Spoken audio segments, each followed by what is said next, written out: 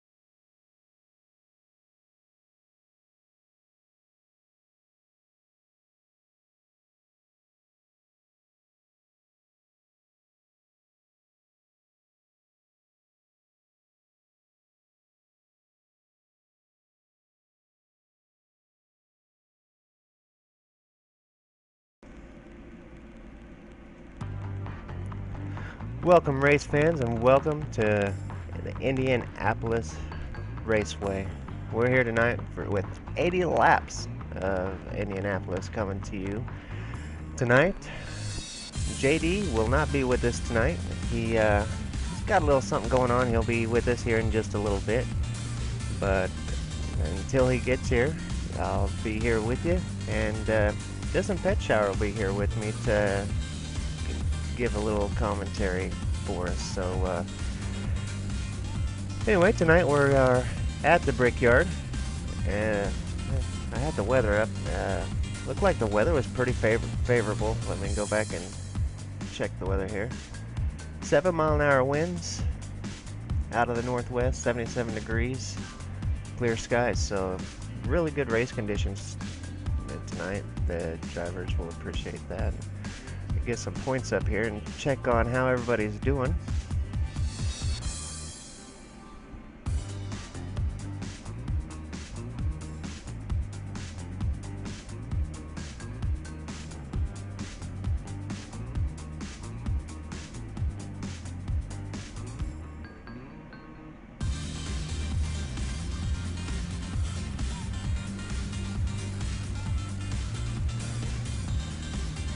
Alright, we still got Patrick Crabtree leading by almost 600 points. Steve Esney is in second. Casey Tucker still holding on to third, but not by much. Justin Bolton's moved up into fourth and is doing quite well.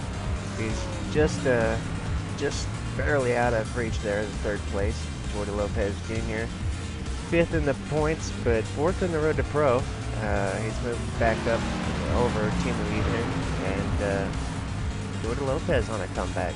So great job to Jordi. Team moves, finds himself in sixth. Ryan Rowe in seventh. Greg McKinney's in eighth. Brandon Cobbinger is in ninth. Charlie Foster is in 10th. And let's get to the racetrack, as we will be starting here pretty soon.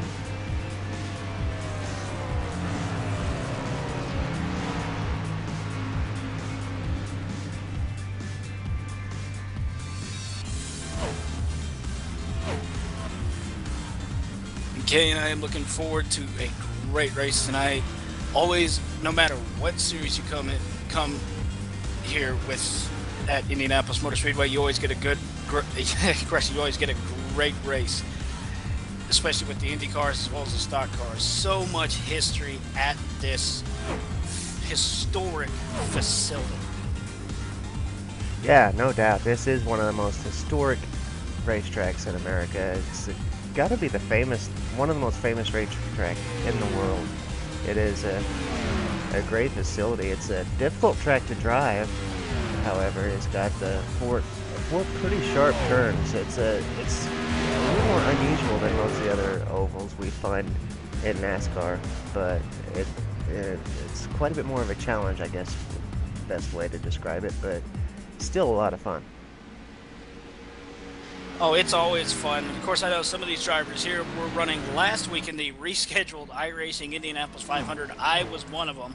So talk about a busy off week for some of us, but to those of us, it was just another race week where we started the first race of two for a quote-unquote proverbial speed weeks at Indianapolis.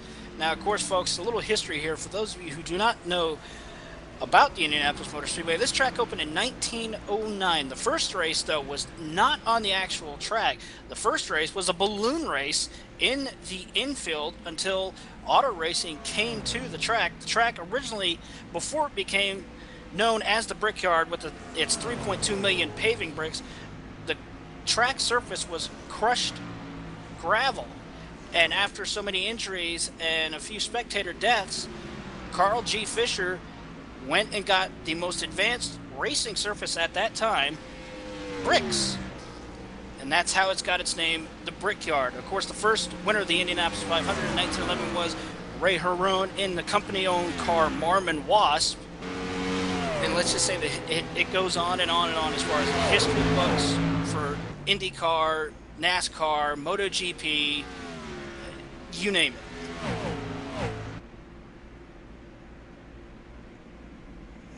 Let's bring up the starting grid here. I'm running so far behind here, guys. Sorry about that. Had some trouble. Still having some troubles with the overlays. Every time we get a new build, the overlays want to give me some trouble. So I'm going to restart these, see if I can get them to work. Don't you love it when that happens, even as a broadcaster? Yeah, nothing can ever just go right. You always got to have that one little kink. Doesn't matter if it's a new build or a new track. There's always got to be that one little problem. And it seems like the overlays has been the one thing that's always seems to not want to work properly after a new build.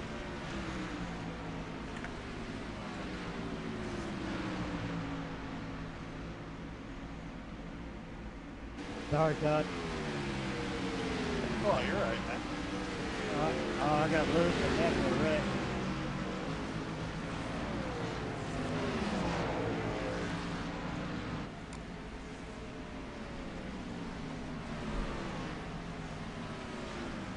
Jake, you're blinking really bad.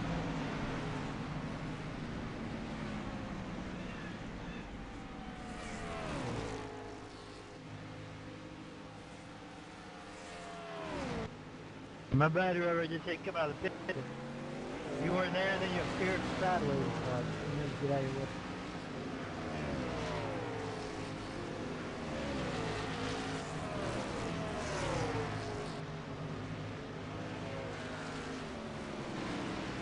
My bad, I shouldn't have stopped there. Okay.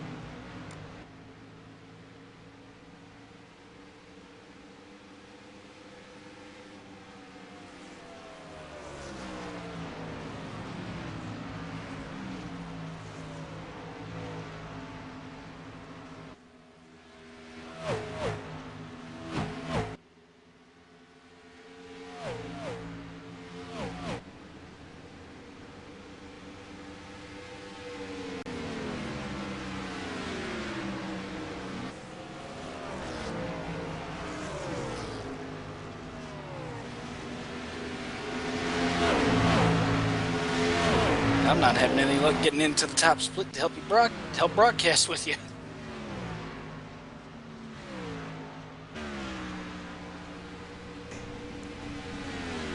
I don't even know if it's a full moon tonight or what.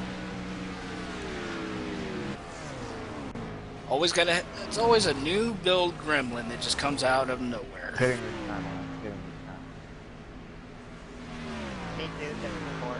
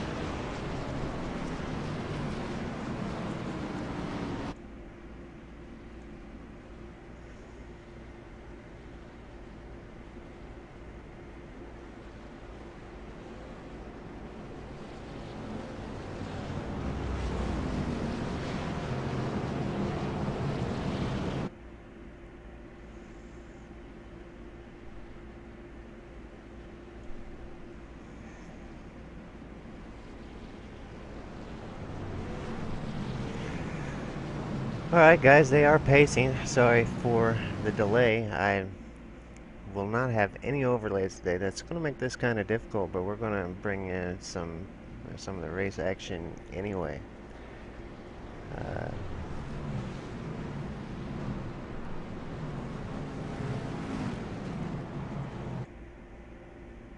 It'll be just like the old days before they brought in overlays. All you had was the number of laps to go.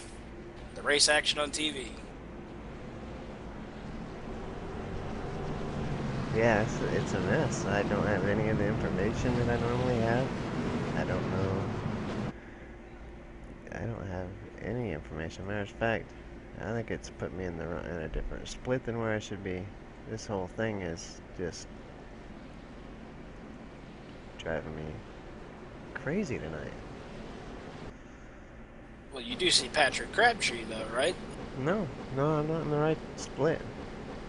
Oh, no. When I loaded up, there was only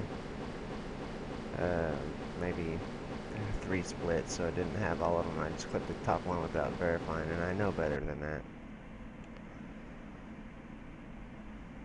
Well, I'll go ahead and call it for you. Pace car is off in the top split here. Malik Ray getting ready to go. Here they go. Down. We are underway. Back into racing action as they dive off for turn number 1 here at Indianapolis Motor Speedway.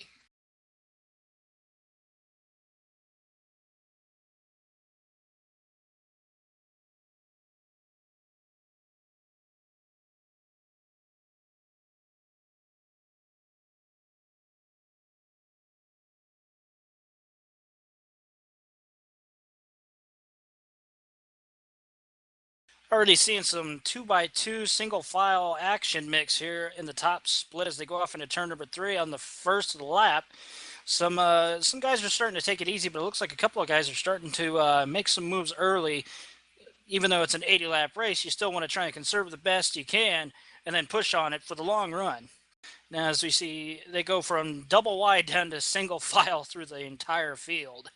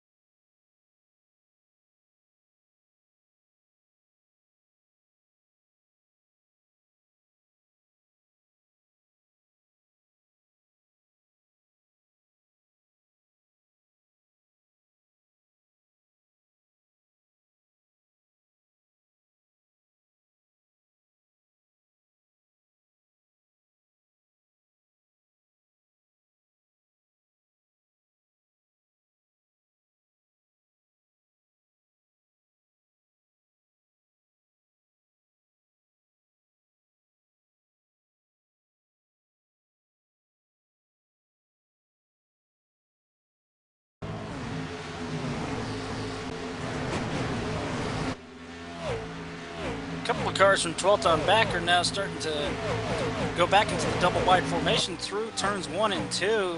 Some would say that's not recommended, but you gotta try something.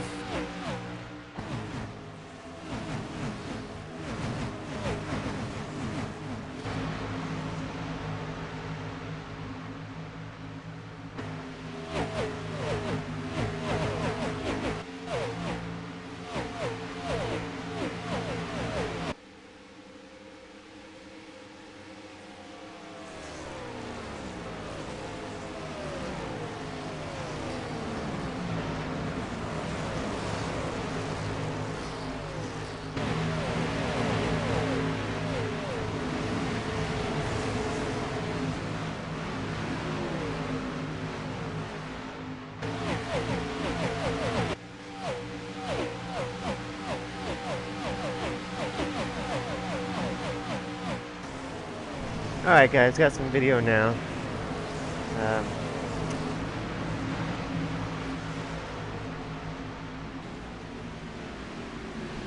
See if I can get to the front of the field here.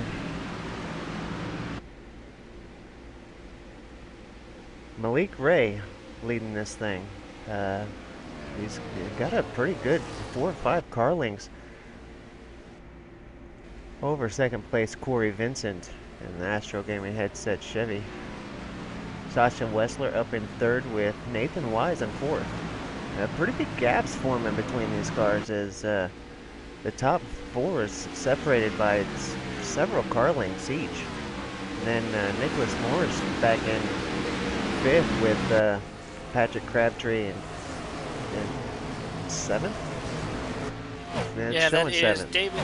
Yeah, that is. Yeah, he made a one car pass correction going into turn 1. He caught David Rattler off guard going into turn 1 and moved down to where he could get the position away, and that's what he did. And of course, you see now Nicholas Morris running 5th now. Of course, these guys are starting to feel their cars out after being off for a week.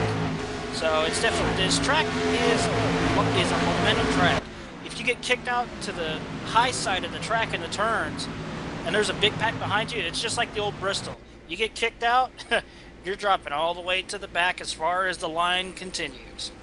Casey Tucker back there coming down to the bottom side looking to make the move, and he gets it done. Very nice pass, timed it perfect going into turn 3. Now he will be trying to make his move on Tyler Hill as they come out of turn number 4. Let's see if Casey Tucker does get the momentum. He looks like he does a little bit, but he loses some momentum though. We'll have to see if he can time that move like he did in turn 3. Heading off into turn 1, gains a little bit of momentum now. Not enough to try and get past Tyler Hill as they come out of turn number 1 and head for turn number 2.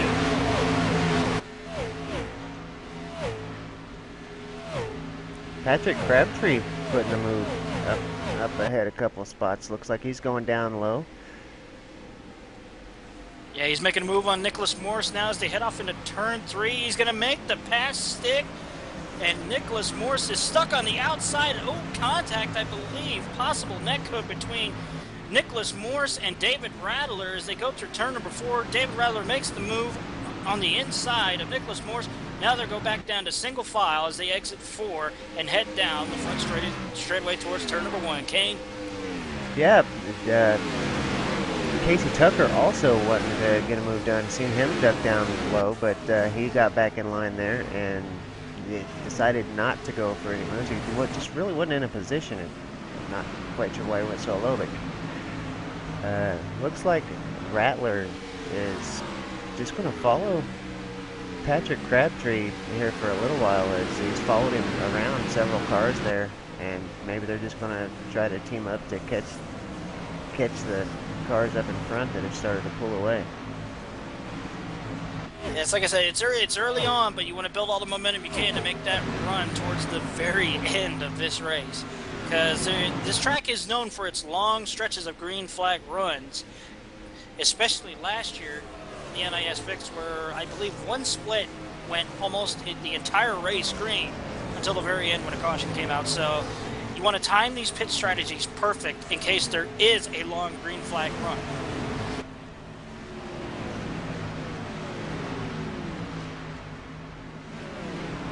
Talking with Casey Tucker pre-race, he had mentioned that the new build we got yesterday was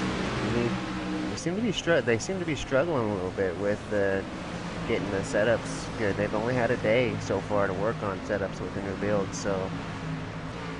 But he seems to be doing pretty good. He's up in the top 10, holding his own really well. His teammate Patrick Crabtree's up several positions ahead of that, up in 5th place. So these guys are doing well. As speaking of Casey Tucker, he just made a move past Shane Doherty going into turn number 1. Had that momentum that you definitely need going into either turn 1 or turn 3, and make it stick and hope that you don't wreck. And Casey Tucker made it stick, and he is now up to, I believe that is, yes, 8th position now. He's trying to make another run on Nicholas Morse, but it's like I said, it's a momentum track. You have to have all that momentum that you need.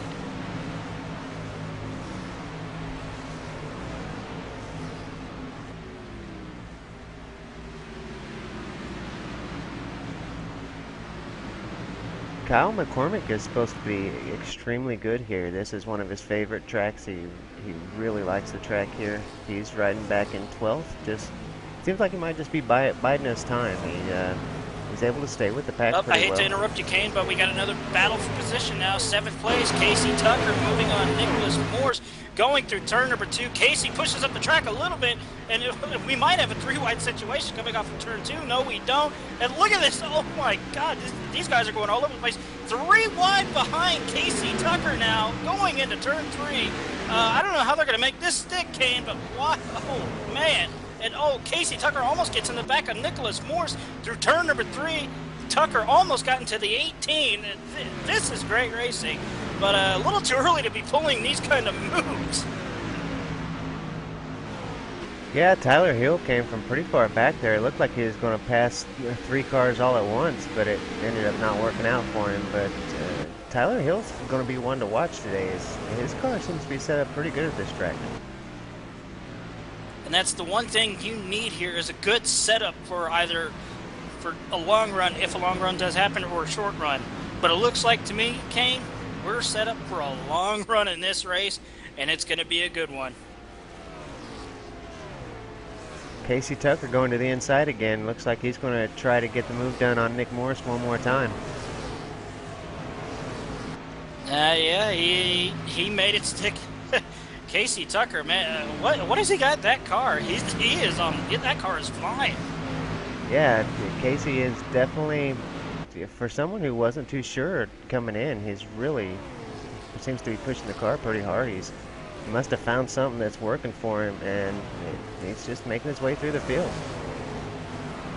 As we see now, battle behind Casey Tucker, Nicholas Morse and Shane Miller going at it through turn 2.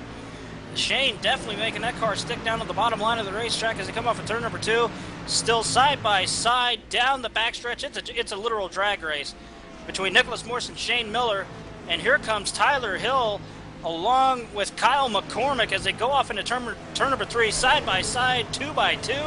And Tyler Hill will lose that position to Kyle McCormick as they file back single file as they head through turn number 4.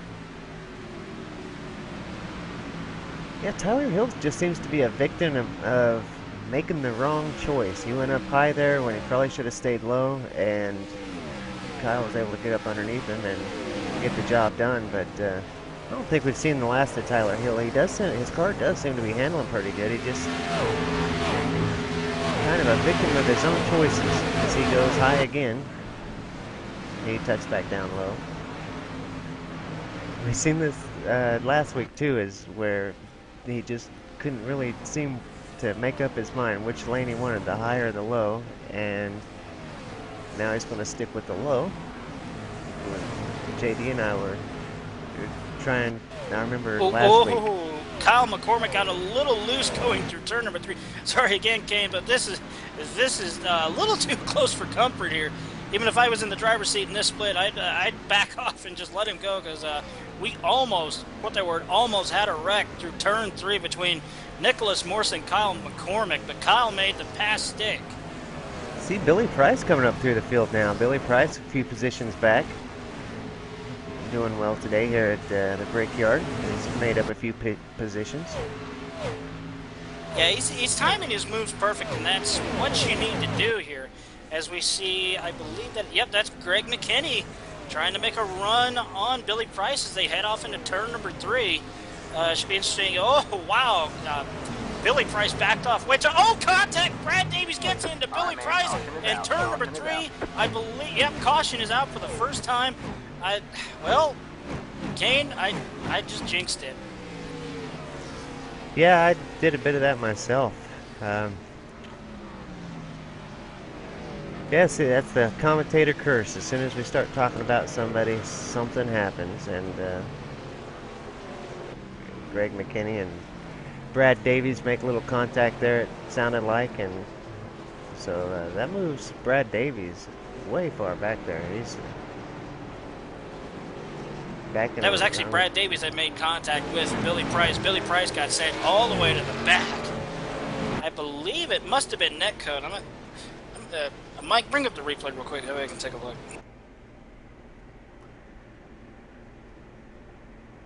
Yeah, take a look at that and let me know what you say. I don't have my normal replay as it's part of my overlay function, so. Yeah, going into turn number 3, we saw Greg McKinney spook Billy Price. Billy Price thought he was clear and was net-coded by Brad Davies, who didn't expect Billy Price to back off so early from getting passed by Greg McKinney. So, first caution of the race here in the NIS Open Brickyard 200.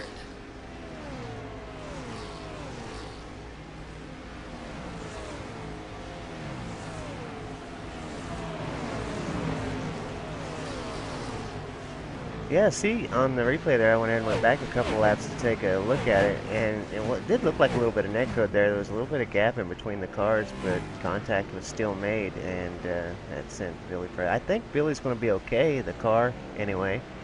I think he'll need some tires, and I think he'll be fine.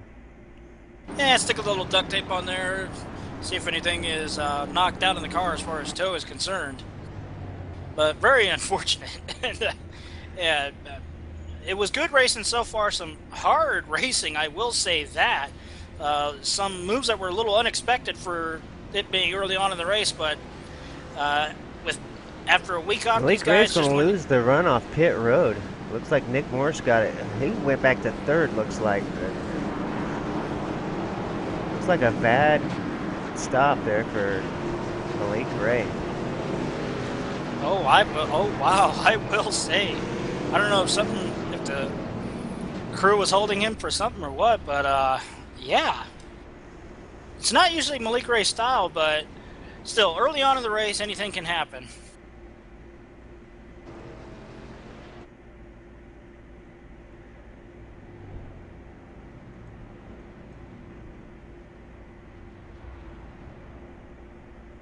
Sasha Wessler still doing really well here today. He's still in the third position. This is going to, of course, it's going to bunch the field back up and give him another shot. As those first 4 cars had got a pretty big gap in between them. This is just what those guys needed, some fresh tires and a fresh start to try again. It's keeping with, well, now the leaders, who was the leaders, back in third. See if Malik can get through the field and get back to the front.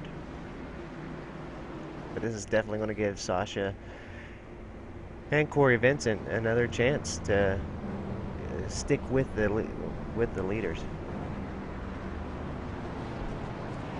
That is very true. I mean, I've watched these races here so many times from previous races before a new build would come out, and it's very interesting to see how these guys drive their cars over the course of a race. Whether they push for it early on or conserve early on and then push for it later. And for this track, you definitely want to conserve a little bit, especially in the early part of the race, and then go for it later, because you never know what's going to happen, especially here in the front stretch. As you see, the walls are so close together that if a wreck were to happen, it would be like a wreck at Martinsville or various other short tracks here on iRacing. It would be, example, South Boston, it would be a course blocker.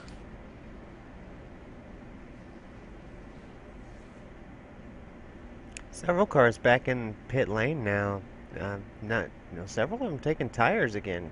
Well, I guess Casey Tucker hadn't been down pit road again, but some drivers came in for a second time, maybe to make sure they're topped off on fuel again, just in case they have another good green flag run. That way they get that extra lap worth of fuel out of it. But Casey Tucker not stopping until that second time around. That's going to shuffle him all the way back to the back. Or maybe he's doing a strategy that some probably would do during a race, is just drop to the back, and in case any big wreck happens up in front, you have a great chance to literally just stop and wait until the track clears. And that's a pretty popular strategy. We see drivers like Tony Stewart do that on a normal basis in the Sprint Cup, and see Dale Jr. do that sometimes. Mainly see that from him at play tracks, Daytona, Talladega. They'll hang out in the back, but this track here in Indianapolis might be one of those tracks that they would choose to do that on. As we see pace car getting ready to make that hard left turn for the first restart of the race.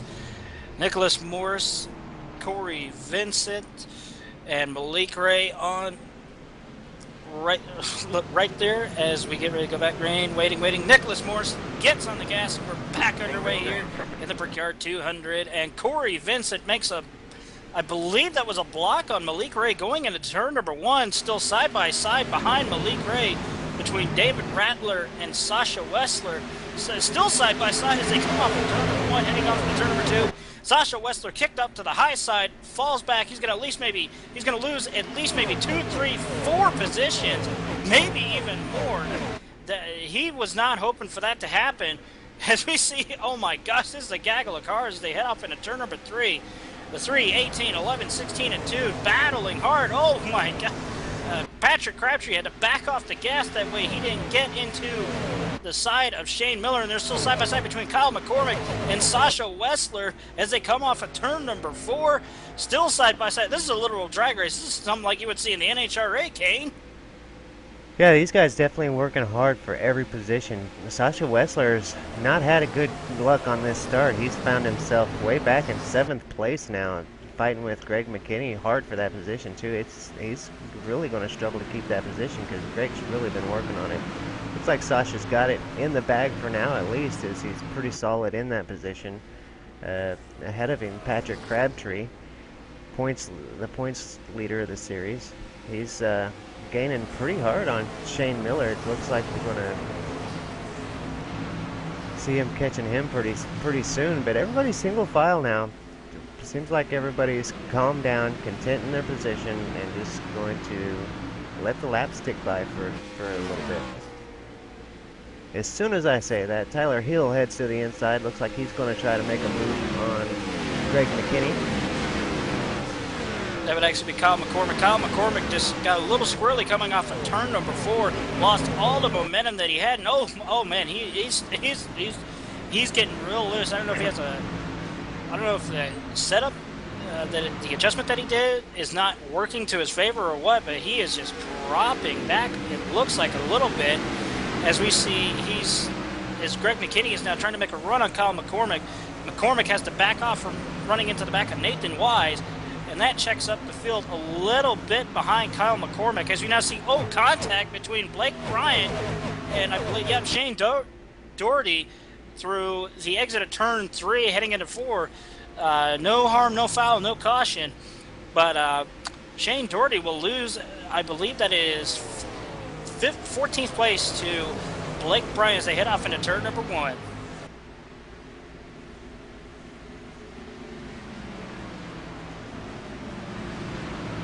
Greg McKinney no longer in a yellow car. It seems like I see a yellow car. I assume it's Greg McKinney. He's no longer driving the yellow car.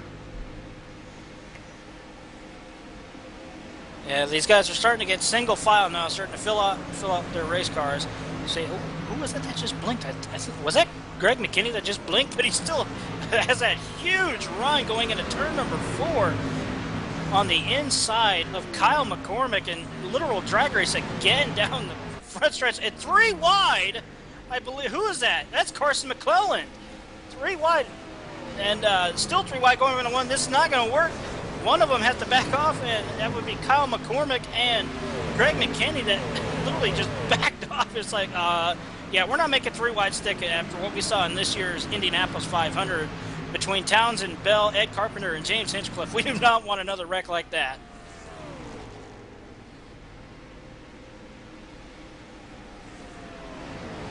So you see Greg McKinney still side by side. Oh wow, that was Blake Bryant. He had to back off the gas a lot when he was on the outside of Greg McKinney, and he's still side by side with, I believe, Shane Doherty, still side by side. But it looks like Blake Bryant will keep that momentum up and hold his position off for now, as we see Shane Doherty battling the number 29 of Robin Williams. No, not the comedian, just to clarify any confusion there, folks. Business is picking up, even though it's still early on in the race here, Kane. All right, man. Caution is out. Caution is out. We do got a caution. Look through the field, see if I can find what happened. Oh, that would be the car number 23 of Ian Hahn going through turn number 1. Just looked like he clipped the apron and car got loose. He tried to save it, and I don't know if he got contact or what. Nope, no contact, just backed it into the wall, and he continues on. So just a single car spin through turns 1 and 2 here at the Brickyard.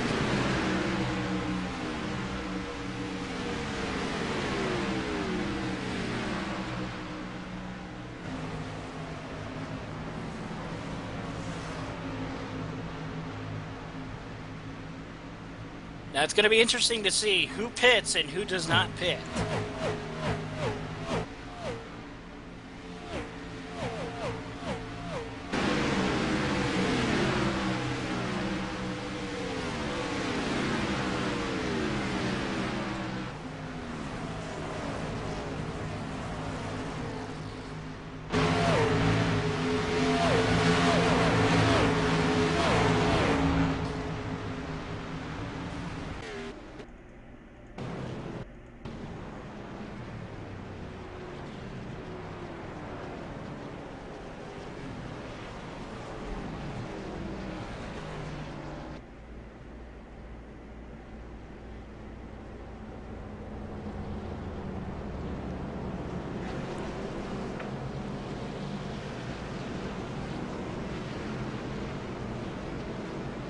we go down to pit road. Who's gonna pit? Who's gonna fake? Who's gonna fake going in? It looks like no, the top leaders all pitting in.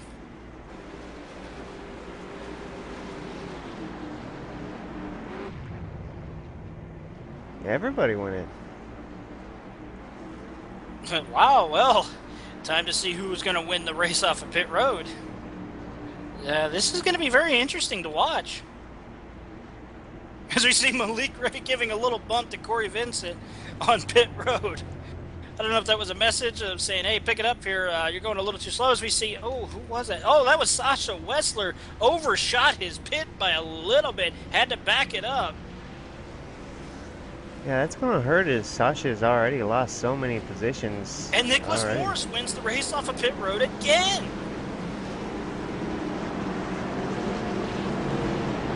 Yeah, Nicholas Morse doing everything right tonight on pit road. He says twice he's had to go the whole length of pit road almost on the way out, and has done a great job. He's got out first twice. So great pit strategy for Nick Morse to be the first one out last time around. But this time, he had to have taken 4 tires this time, as if he only had done 2 last time to get out first. So it all worked out for him. Actually, he did not take 4 tires. He took 2 right side tires again on this pit stop. That's okay. Yeah, that's not a risk I would have made, but he seems to be comfortable with it. Maybe he's done a lot more driving in the last day on this new tire than what some of these other drivers have done, and most of us combined. So he's obviously got this pit strategy worked out. So it will be interesting to see if the 2 tires are the way to go, or if they were not the way to go. As we see Malik Ray on the access road. I don't know if he's trying to save fuel or what. Yeah, he's trying to conserve fuel, even though he's got a full tank of gas.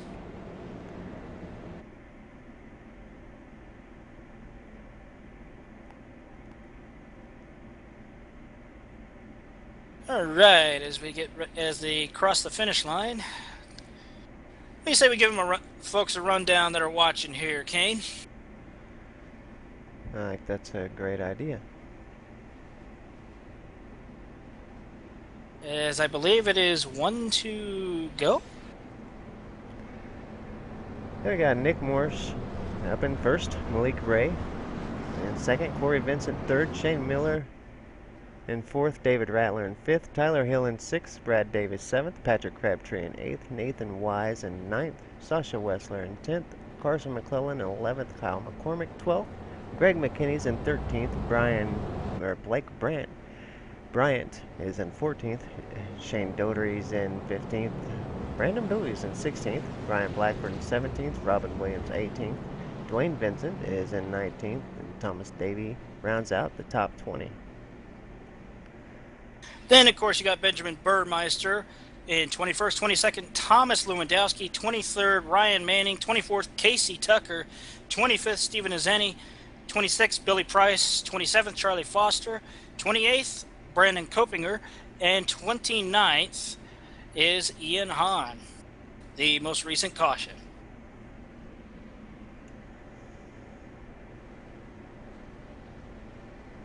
So not quite a full 32-car field, but a pretty stacked field nonetheless, as we see them head off through turn 3, getting ready to go into turn number 4 before they come down what is described as the Canyon of Fans, Fan Canyon here at the Indianapolis Motor Speedway. Grandstands on both sides of the track from the exit of turn 4 all the way to turn 1.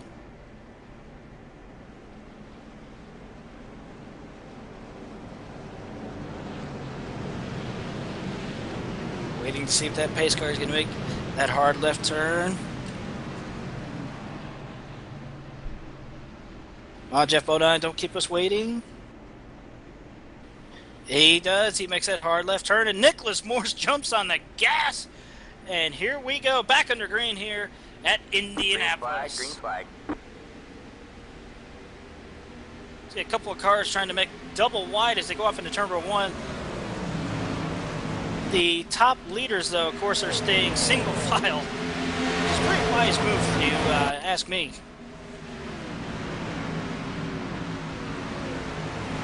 Oh, wait a minute. It looks like we got a battle for the lead. Yes, we do. Malik Ray on the inside of Nicholas Morse as they head off into turn number 3, side by side. Who's going to get it? Will it be Nicholas Morse or Malik Ray? Still side by side through turn number 3. Nicholas Morse has to back off of the throttle through halfway through 3, and Malik Ray back to the lead is now Nicholas Morse. I don't think that two-tire strategy is paying off for him as he's falling back, and he gets in the wall a little bit at the exit of 4. Yeah, 2 tires not working well for Nick Morse as he is falling back like a brick, really. He's back into 4th, now 5th. So, the 2-tire strategy did not work well. Patrick Crabtree now going to make the move on Morse. All right, man. Caution is out. As we see Patrick Crabtree push up. Oh, was that? Oh, caution again. Another caution. I'm not seeing what brought it out. I do want to apologize to everybody. I am so out of my element not having the overlay program that I used to broadcast with. With the new build, it does not work. So having to do this old school I do have it up on the replay. Carson McClellan got caught in a 3-wide situation between Kyle McCormick and Sasha Wessler. Contact was made between Sasha Wessler and Carson McClellan. McClellan went down into the 15 of Nathan Wise. Nathan Wise had nowhere to go, tried to avoid the spinning number 20, and unfortunately that will bring out the next caution.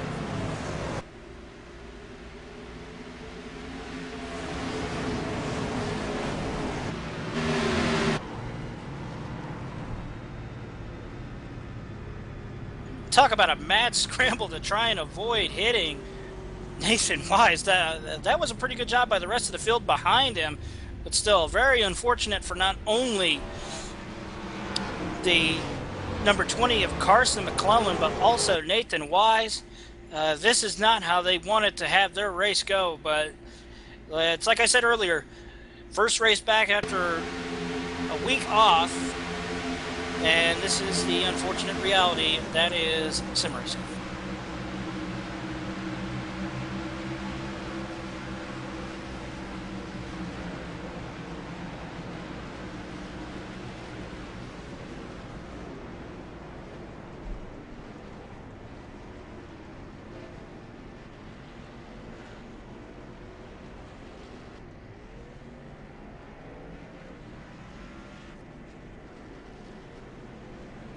Tough break for Nathan Wise involved in that as well, but he don't look like he's got a whole lot of damage. As we see a few cars make it look like they were going into pit road, then decided not to, basically pulling the old faker. And then as we see, that's the 28 of Nicholas Morse and Patrick Crabtree in pit road, as well as Sasha Wessler. I don't know if anybody else followed them into pit road. Oh, wait, yeah. Robin Williams did, Thomas Davis, Benjamin Burmeister, Brandon Coppinger, Stephen Azeni, and Casey Tucker went into pit road, as well as Nathan Wise. Yep, that 2-tire strategy did not work out for Nicholas Morse. He's gone the old-fashioned way, 4 tires and a full tank of fuel for him.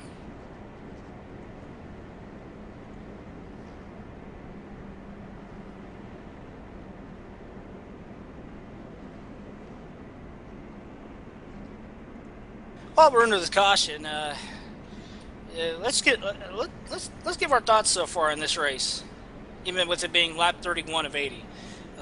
So far, my thoughts so far is this has been a pretty eventful race. I mean, you got guys going 3, almost 4 wide at times, going down the straightaways. We saw a 3-wide attempt to pass going through turn 1 and then to turn 2, but of course we all saw the end result, which was just now this most recent caution. So it's getting pretty good.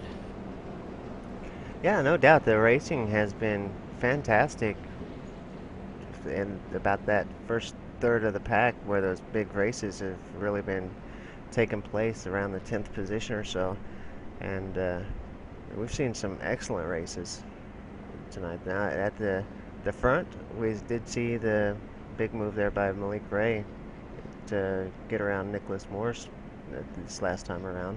Otherwise, the front's been pretty uneventful. These guys just getting in line, taking it easy, just trying to get through the race here. But further back, some intense racing action.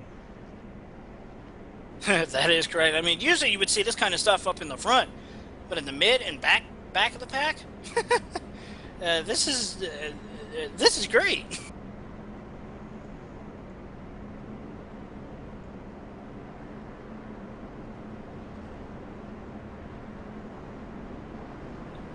Now that they've got the one to go signal, getting ready to go back green next time by. So let's see if Corey Vincent can pull off a pass on the outside and make it stick. Because here at Indianapolis, if you can make a pass stick on the outside, you've done something right. Because it is very hard to try and even make a pass on the outside here, unless you can keep that momentum.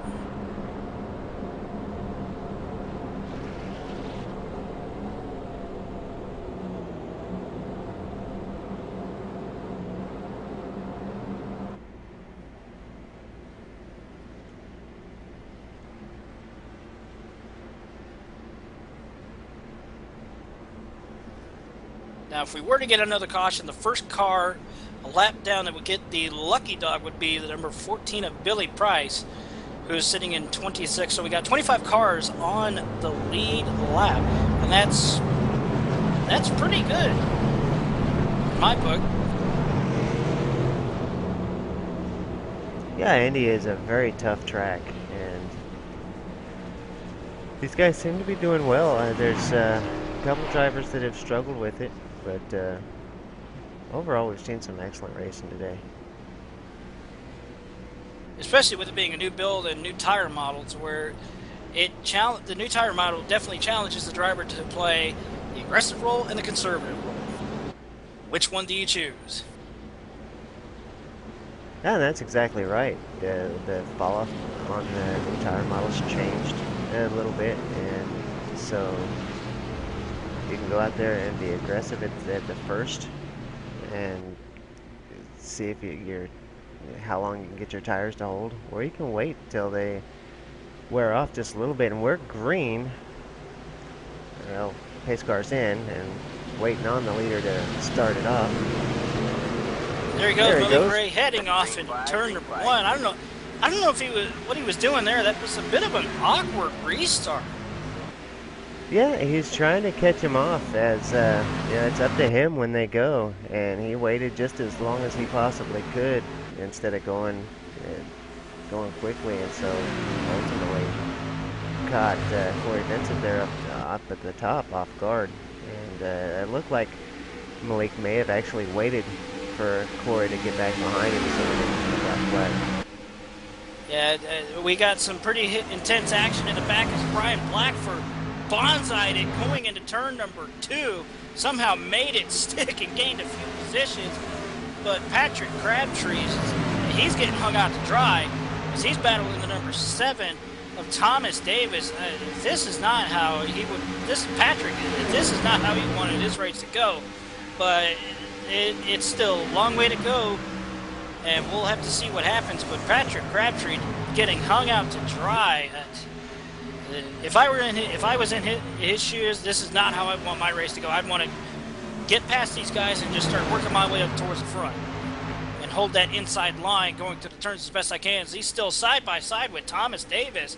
This is getting pretty interesting. Yeah, for being on the outside, he's definitely holding his speed pretty good. He's got the position on the outside. And speaking of the outside, we see Dwayne Vincent, the number 21, getting hung out to dry like Patrick Crabtree. He's going to have to find, Dwayne's got to find a hole to get into. And oh, he almost made contact with the 27. Didn't realize the 27 of Benjamin Burmeister was down on the inside. Burmeister getting a run on Dwayne Vincent as they head off into turn number 1. Burmeister backs out of it and thinks better of it.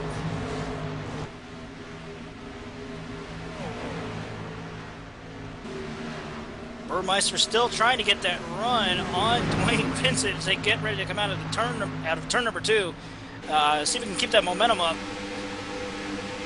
Yeah, it looks like he's all the PSRG guys are back here around the 20th position as Casey Tucker also back here in 22nd position. These guys, at the beginning part of the race, these guys were running up in the top 10. Now we're seeing them back in the lower half of the field. Yeah, maybe they're playing a smart strategy. I don't know yet. We'll have to see how it plays out as Burmeister getting ready to, yep, there he goes. He's going to try and make that run on Dwayne Vincent as they go off into turn number 1. Will he have the position? Let's see. Will he still side by side? Still side by side going through turn number 1 as we see the 4 of Stephen Azeni kick, literally just hanging Dwayne Vincent on the outside still. Oh, side by, oh, that's close. As we see now, 2 by 2 rows deep.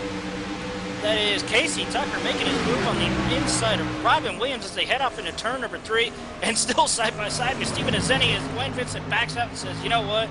You guys can go at it. I'm just gonna hang back here."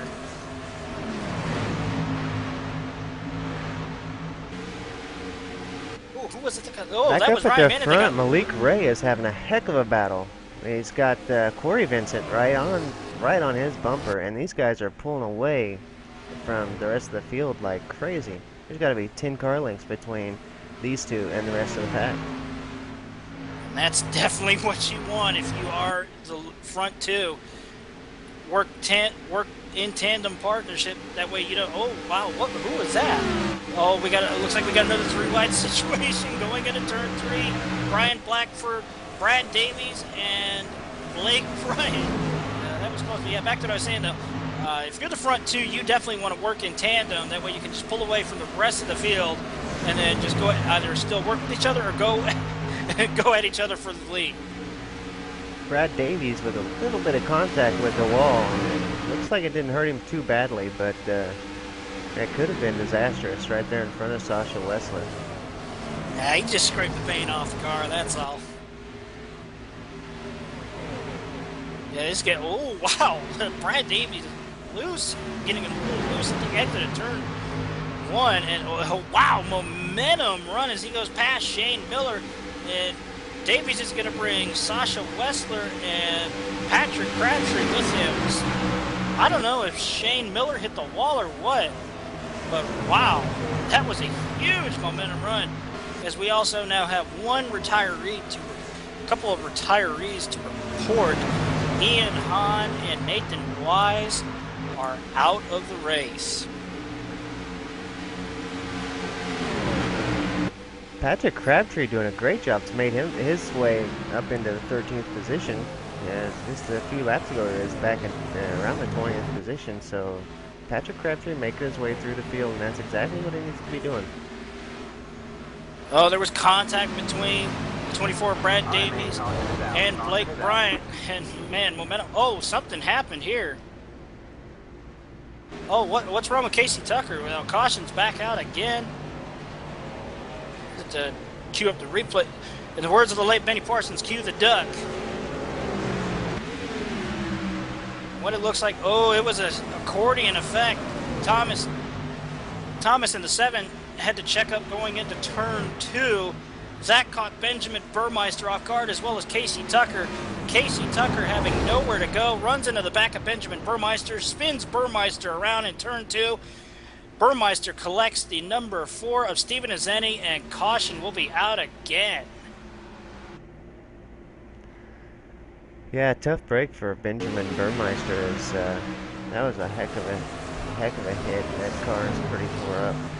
Now Casey Tucker's got some pretty serious front end damage. Yeah, he definitely bent the radiator in pretty good. So he's definitely gonna have to watch his temperature, his oil and water temperatures, that way the engine does not blow on that number 5 Ford Fusion.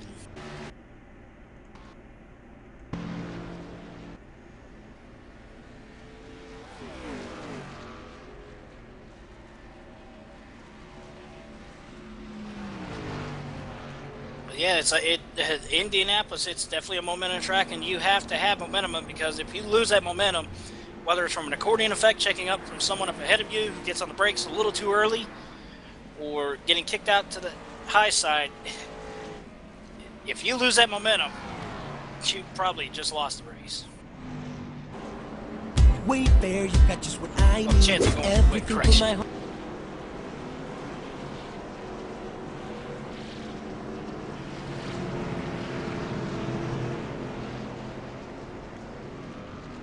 Now this pit road is open. Let's see who actually goes in and who stays out. Looks like everyone is going in, I believe. Yeah. Yep, everyone goes in. Now it's time to see if someone's going to play the two tire strategy, or just go with the old routine: 4 tires and a full tank of fuel.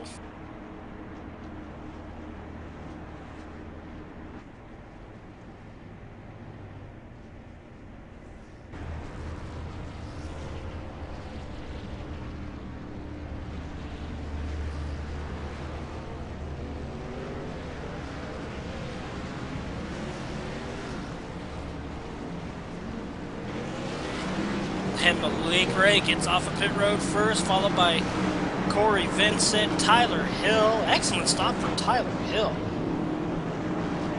Then Greg McKinney, Kyle McCormick, David Rattler, Thomas Lewandowski, Shane Doherty, Brian Blackford, Sasha Wessler, Patrick Crabtree, Blake Bryant, Thomas Davis, and Brandon Bowie. Man, this is getting great.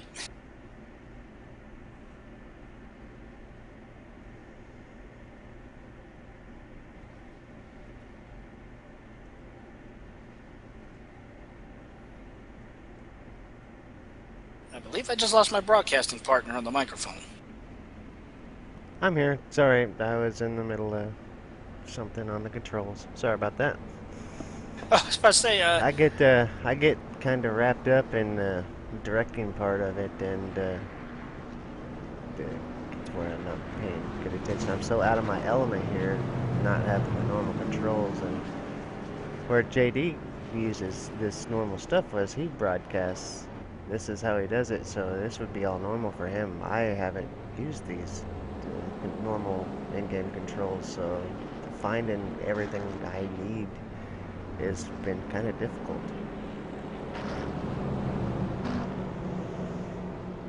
And I gotta be careful what I click on too, because anything I click on that comes up, it'll be right in the face of the broadcast, and I don't want everybody to not be able to see the cars and stuff. So a little challenging, but we're getting it done. Hey, any type of challenge is a good challenge.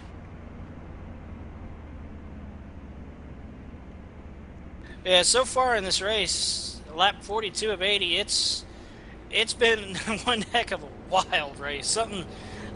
Usually some would say you don't see this type of stuff in the stock cars at Indianapolis. Well, on iRacing, we see this stuff so many times. Yeah, the racing in the NASCAR iRacing series this year has been great. There's been so many of these races where we have seen some great racing. Kentucky, Michigan, those are two that come to mind. The last race we had at New Hampshire was excellent. So these guys definitely know what they're racing for. These top 20 in the points are racing for a chance to get their pro license and race in the Peak Antifreeze Series and compete for $10,000. So these guys are definitely wanting to work their way to the front, definitely wanting to increase their points, because about everybody in this top split is racing hard for a pro license. Even though we do have a couple of pro drivers in here, I mean, they must be impressed by how the rest of the field here, for those who are racing for that pro license, they are probably saying to themselves, these guys are doing some pretty crazy stuff, but they're doing a hell of a job at putting on a good show for not only the virtual fans here in the stands at the Brickyard, but also for you, the viewers at home.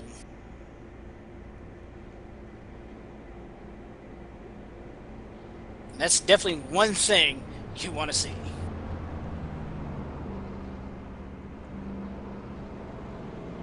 I believe we are on to go, if I am not mistaken.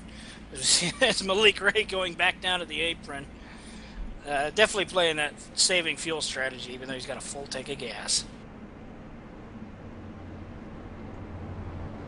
Now, if we were to go green the rest of the way, this would be a fuel strategy race.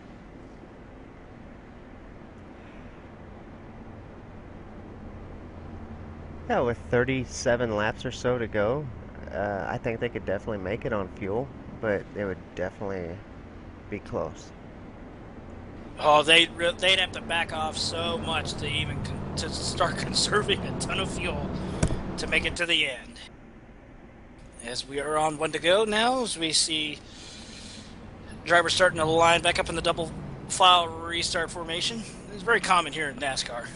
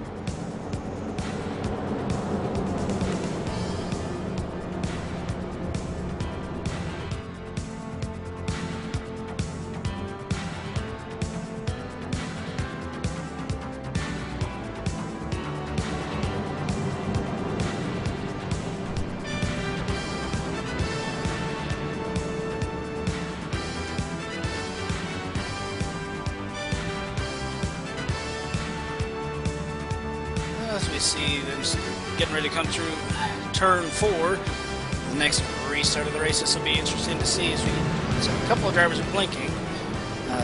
Nothing too dramatic will happen.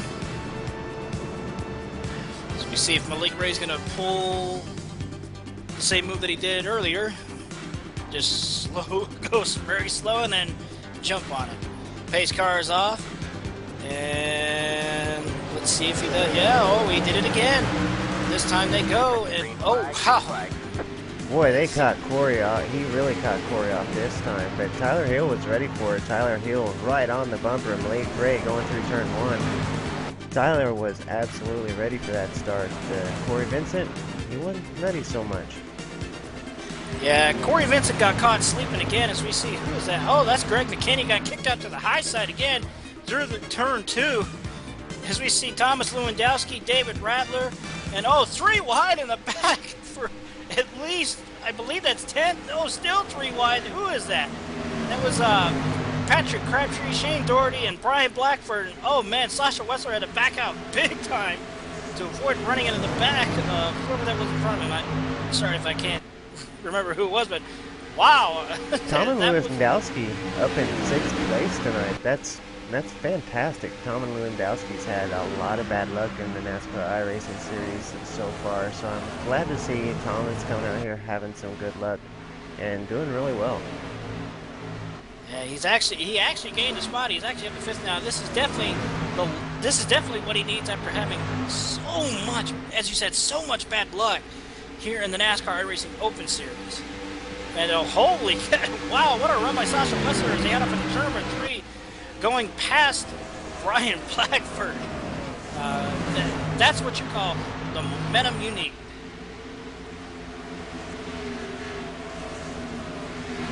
Looks like some of the guys are starting to get strung out now. Single files. Malik Ray, he's just pulling away. Corey Vincent's found his way around Tyler Hill, and now can start working on catching back up to Malik Ray. As Corey Vincent definitely has the pace to keep up with Malik, as we've seen on the last stint that he was right there with Malik. So maybe Corey can reel him in. I don't know. He's definitely got pace to keep up with him, but does he got enough pace to reel him in?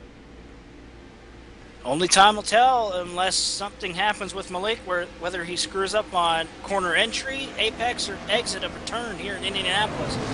That can make or break his chance of winning here in the Brickyard 200. Seeing Thomas Lewandowski go down a couple of spots as Greg McKinney gets by. And now David Rattler working on him. Patrick Crabtree also on the bumper, going to be one by here in just a minute. Yeah, Patrick Crabtree doing a fantastic job at just timing his moves perfect as they go side by side. It's go side by side now, correction, with Thomas Lewandowski in turn number 1. This is a three-way battle for 6th place as Thomas Lewandowski trying to fit into the slot behind David Rattler and in front of Patrick Crabtree. As now Sasha Wessler gets in the mix. And now they're starting to run the IndyCar line that we saw earlier this year in the Indianapolis 500. Run all the way to the grass. Don't touch the grass, though. And then make that corner entry arc into turn 3 as we see Thomas Lewandowski. What a run on the inside. Still side by side with David Rattler for the 6th place. Yeah, some great driving there. Loose car by Thomas Lewandowski. Great save, and great job to Patrick back behind for not getting into him. Yeah, that could have been a dangerous situation. It looks like it's going to be 3 wide between Patrick Crabtree. Oh, he makes contact with him, and there they go. Oh, Sasha Wessler into the wall. Thomas Lewandowski joins him after contact. And, oh, man. Oh, and that is going to be the 18 cars race there as it destroyed the engine there. Shane Miller's going to be out of it. Nicholas Morse involved as well as a accordion effect. They were checking up behind the crash up in front of them. Nicholas Morse ran into the back of the 10. The 10 runs into the back of, I believe, Casey Tucker. 10 hooks the 28 into the wall. And as the old saying goes, all hell broke loose. And, oh, man. That was a hard hit for Shane Miller on the inside wall through turns 1 and 2. Yeah, it looks like Nicholas Morse, he took quite a bit of damage as well. Looks like he's going to be out of the race now.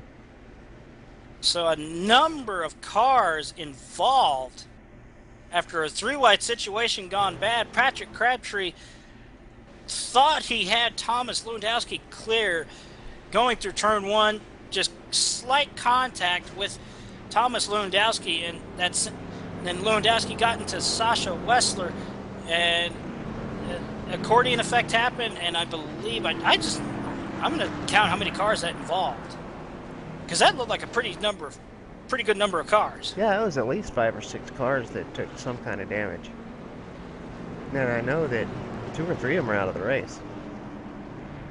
At least 5 cars, possibly 6 if you count the contact with Patrick Crabtree that started the unfortunate situation.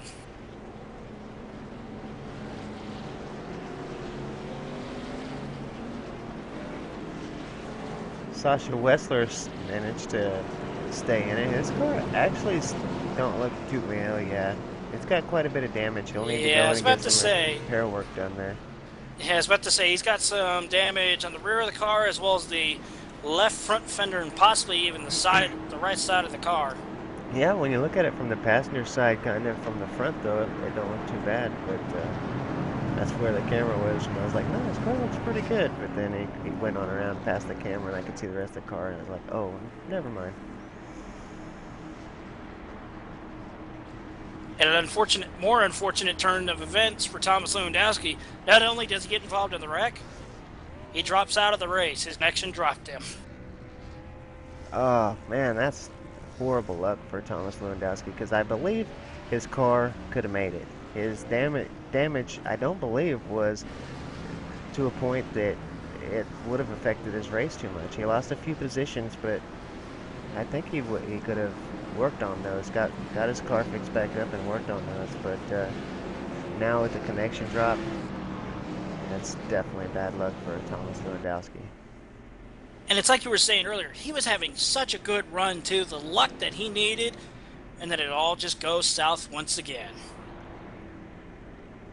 Yeah, he's one driver that it seems like he just can't catch a break in the NASCAR iRacing series. Every time he comes to run one, it seems like he's catching some bad luck. Anyways, on the Wednesday night broadcast race, I've not checked to see how his Friday night or Sunday races have went, but the Wednesday night broadcast races, he's had some really bad luck. Sounds kind of like me last year during the summer stretch in the NASCAR iRacing Fixed Series. Summer stretch was just horrible for me. That is not the type, like I said, that is not the type of luck that you need to have happen to you. Yeah, it seems like when you do get some bad luck, it seems like it hangs around for several races, and then once it clears, it'll stay gone for a while. But it seems like that bad luck bug, once it bites you, the venom just wants to hang around for a few weeks until it clears.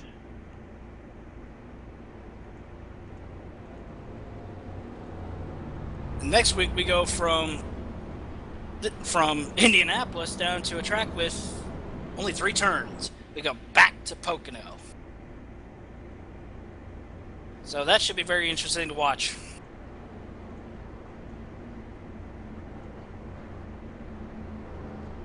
Rumor has it Next week's Watkins Glen, right? I believe next week is Pocono. Oh, now I gotta look. I could be wrong. After spending 3 weeks testing an IndyCar for last week's Indianapolis 500, that boggles your mind. No, you're right. Next week Pocono, then Watkins Glen. And I believe that could be the last time we run on the old Pocono, the bumpy surface, as we were told that Pocono, the new Pocono, was rescanned, so we might see the new Pocono here for June of next year in the NASCAR, not only the NASCAR iRacing Open Series, but also the Fixed Series. Yeah, I think you're right. I think if they've got the new Pocono scanned, I definitely think we'll be seeing it before next year's spring Pocono race. And of course, as we just got in this new build, the new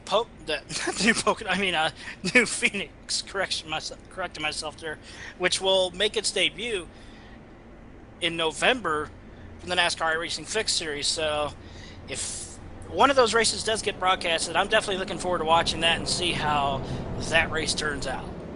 Because it's going to be interesting whether they use the oval with the cones on the inside to where you cannot cut the dog leg, or if it's going to be the open dog leg. If it's going to be the open dog leg, it's going to be interesting to see who dives it down to skip the new banked dog leg. Oh, I'll bet it'll be the open dog leg, because that's what the Sprint Cup runs, and they try to mirror the Sprint Cup with this series. So I'm pretty positive it will be the open. And if it is, it's going to be crazy. It is going to be interesting. Matter of fact, now that you mentioned that, I can't wait it's going to be very cool. We'll be seeing some 5-wide action. That's going to be pretty neat. Or as a friend of mine would say sarcastically, nah, we're going to be seeing 10 wide going into turn 3 at Phoenix. It will fit 10 cars. Anyways, back on topic though. Pace car lights are out. Malik Ray still your leader with about, excuse me, so I coughed and didn't want it to go on the broadcast, with on lap 52 of 80 laps. So it's going to be interesting to see if he can hold on to that lead, or if one of the other drivers behind him can capitalize on a mistake that he makes. And so far, Malik is not making any mistakes. He's timing his pit stops perfect, and he's timing his moves on the restarts very perfectly by catching some of these drivers off guard, especially Corey Vincent. Yeah, we're getting anxious to see how Corey does on this restart, because the last two, Malik Ray's been able to catch him off guard. Matter of fact, Tyler Hill was able to keep up with him, and Corey went clear back to third on the last one, so this is going to be interesting. It looks like Malik Ray was trying to pull a Tony Stewart by playing around with the pace car. He kept passing it, falling back, passing it, falling back. It's a running gag.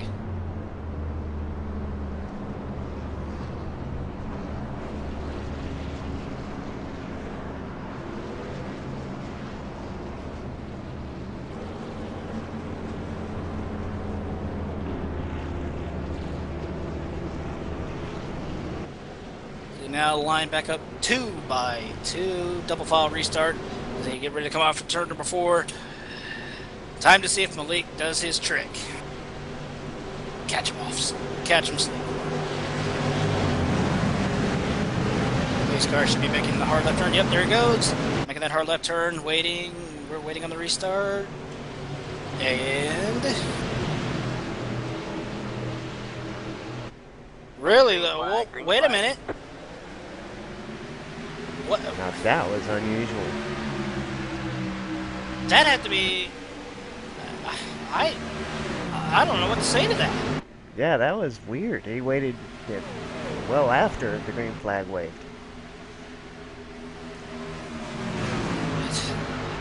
I'm probably like the viewers at home that are watching this stream. That's a head scratcher moment there, but wow, I don't know what to say to that. But look at Corey Vincent, though. He's definitely not happy. He's holding on that momentum that he has behind Malik. Now trying to see if he can make a pass. Oh, loses a little bit of ground, though. They go through turn number 4, off at turn number 4. Yeah, those awkward restarts like that, they run clear through the field of cars whenever you start a little goofy than what everybody expects.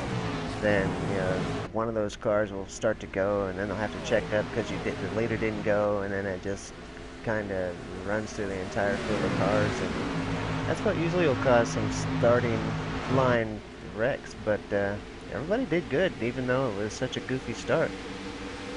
Or is what most of us call it here in the business, restart crash. Never like the, oh! Corey Vincent turns Malik Ray going into turn number 3. Another excellent save by Malik Ray. He's had a couple of these this season, and that one was spectacular. An incredible save, but he is damn it. Oh, he's working that wheel. Something gets off on the car. I'm not surprised. Oh, Malik Ray is screaming on the radio over that. Oh, he's definitely not happy about that contact. Yeah, Corey Vincent, your new leader after contact with Malik Ray through turn number 3. I don't know if it was netcode or not. Yeah, I don't know that I would call that one netcode, but definitely have to take a look at that on the replay.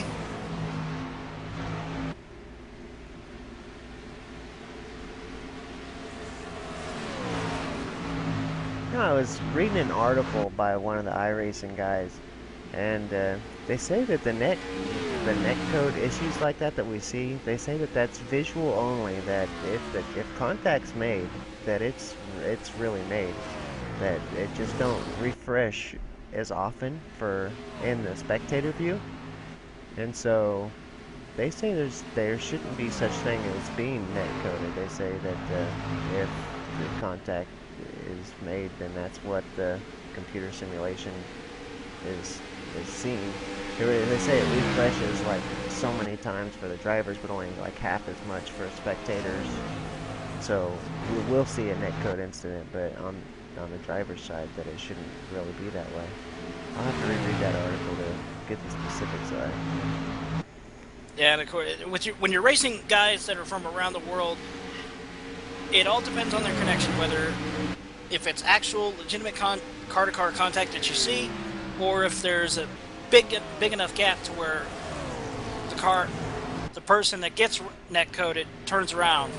So netcode it's one of the what I would consider hot, controversial topics in sim racing, and it's always been that way. Yeah, with the ping varying so much between even one side of the country to the other, it's gotten very much better in the last few years. I'd say the last 5 years. But when you're talking international racing, with drivers like you have some international drivers like Sasha Wessler and Timo Ivanen. Yeah, I can't. For some reason, I'm drawing a blank right this second, but there are several. Yeah, Timo Ivanen. That's what I was thinking of. He's from Germany, so the ping difference or the time that it takes that information to get from them to us is so long that it's definitely have a variance in where the car is located versus where you see it. We saw a change for position. I believe, yeah, there was Casey Tucker and Kyle McCormick. McCormick caught Casey Tucker off guard. So, excuse me, Kyle McCormick takes over 4th. Casey Tucker falls back to 5th. And sitting in 6th, even after that netcode contact in turn number 3, Malik Ray, not that damage. He's hanging on pretty good. He's got a good enough run on Casey Tucker as they head off into turn number 1.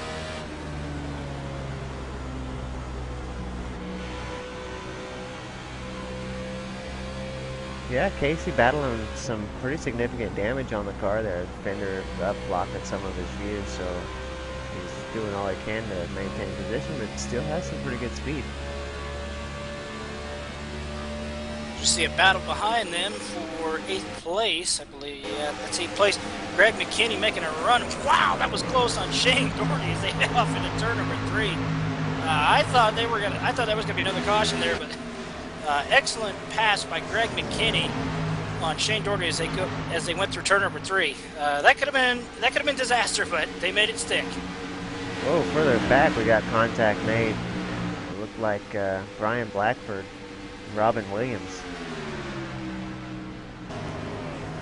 That would actually be Blake Bryant to correct there, as I believe. Oh, wow. Blake Bryant got loose and Brad Davies got loose, and they both saved it. Blake Bryant is probably thanking the 29 of Robin Williams for being on the outside, or he could have been in the wall. Yeah, I'm mixing these names up a lot. I'm glad you came in to give me a hand tonight. Now that I've already had like 4 or 5 mess-ups on the names. Looks like some contact to the wall there with Robin Williams. Yeah, it looks like he bounced off the wall pretty good as we see Patrick Crabtree getting a run on Casey Tucker as they head off into turn number 1. Malik Ray got past Casey Tucker. Casey Tucker now lets Patrick Crabtree go by.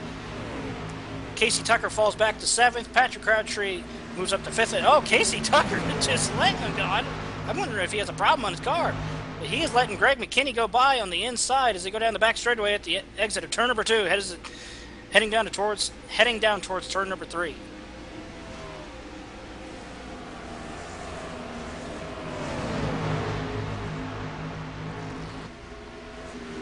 But Casey Tucker just not having a good night. He was doing so good until that 3-wide crash going into turn number 1.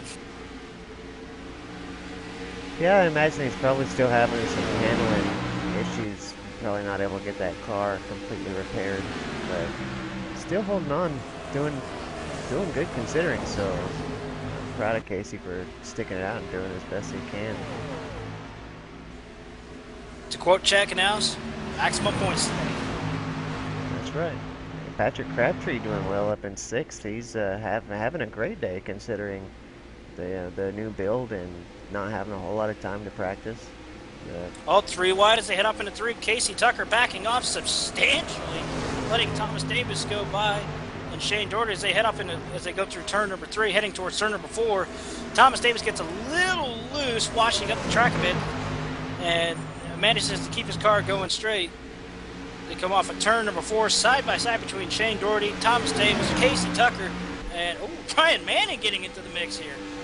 Excellent run for Ryan Manning. Okay, Manning thinks better of it.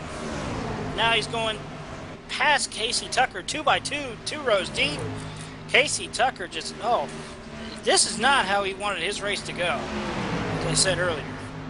Yeah, definitely hoping for a pit stop, I'm sure. Just hoping for a pit stop to get a little bit more repairs done on the car, maybe make an adjustment, because he's got decent pace, but just not enough to keep these cars from going by. So looking for a pit stop for Casey Tucker.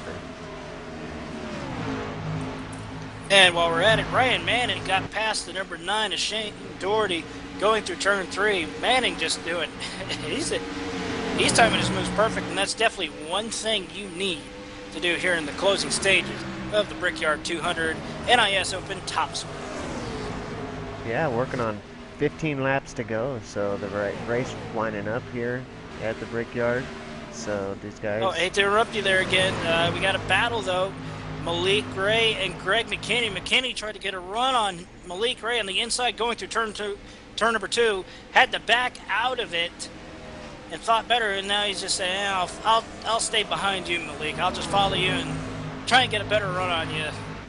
But yeah, that could have been worse. But excellent driving by these guys here in the race.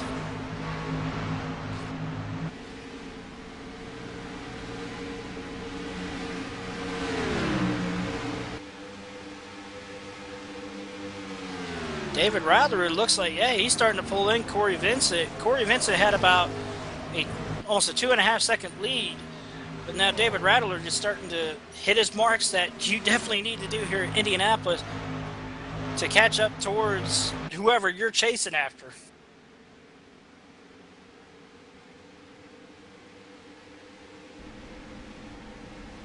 So you see the field starting to string out as they go down the backstretch between turns 2 and 3. So these guys are starting to settle in.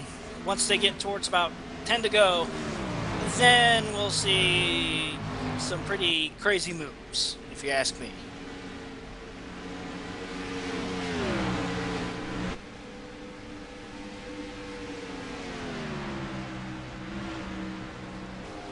Here comes Patrick Crabtree to the inside of Timmy Hill. Thinks better of it, tucks back in behind, but I'll bet he's going to try to keep his momentum up to make that attempt in another corner here. And we also have a pass for position for 6th place. That would be Greg McKinney getting past Malik Ray. So McKinney finally worked his way around Malik Ray as they went through turn 3, heading to turn 4. Basically kicked Malik out to the high side, held that line going through turn 4, and excellent pass. Patrick Crabtree's falling off now, off the bumper of Tyler Hill, and that's going to allow Greg McKinney to start getting a little bit closer to Patrick Crabtree. With just under 15 laps here, we might see a race for that 5th position. Some would say usually you don't see something like that. Usually you'd see that up in the front, but anything is possible here at the greatest race course in the world, the Indianapolis Motor Speedway.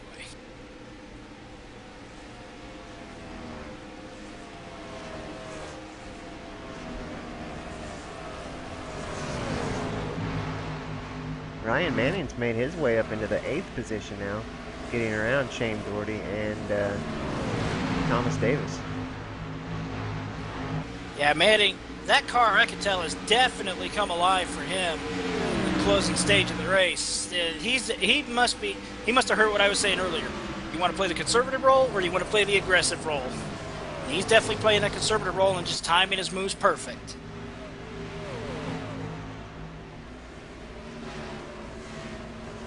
Yeah, without knowing the full extent of how the new build's going to affect the car, I would definitely think that the conservative role is the way you'd want to approach. There goes Shane Doherty on the inside of Ryan Manning as they head off into turn number 3. Will Doherty have the position going into turn 3? Yes, he does. What an excellent move that he just did. I think perfect. Ryan also is still playing the conservative role. When I've seen him going for a position, he just let him have it. He wasn't going to stay out there on the high side fighting, wearing his car out. He's just going to let him have it and keep the position that he's got. Yeah, that's definitely one thing that some drivers will probably do the rest of this weekend, not only the Open Series, but also the Fixed Series. Because you never know what's going to happen here at the end of the race, whether it be 10 to go or 5 to go. We head back up towards the front. Patrick Crabtree, huge run on Tyler Hill going into turn 3. Oh, that's close. Oh, Patrick Crabtree washes up. Greg McKinney sees that, gets huge momentum as they go into turn number 4. That could have been worse. But Patrick Crabtree doing an excellent job staying off of Tyler Hill and preventing a crash that could have involved not only himself and Tyler Hill, but possibly others behind him. Yeah, an excellent job by Tyler as well. Tyler seen that he was washing up and gave him a little bit more room, and he kind of washed up as well, just to make sure that Patrick had the room that he needed and avoided the collision. So good job to both those guys for just paying attention. As we see Patrick Crabtree had to back off the throttle the way he didn't hit Tyler Hill. That lets Greg McKinney gain the position away from Patrick Crabtree as they go through turn 3. It's like I was telling you, you need that momentum. Oh, did McKinney hit the wall? I think he did hit the wall going through 3 and 4. I can't tell from this position up here in the broadcast booth. I think that's damage. He did get into the wall. So that could affect the handling on his cars. We see Patrick Crabtree getting a great run on Greg McKinney as they go out of turn number 1 and head towards turn number 2. Patrick Crabtree is like, I want that position back. I want a top 5. But from what it looks like, that damage is not affecting Greg McKinney at all. He's gaining momentum on Tyler Hill.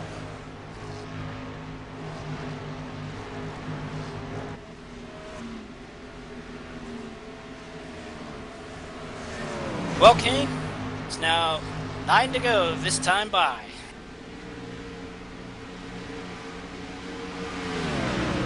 It's about to get good.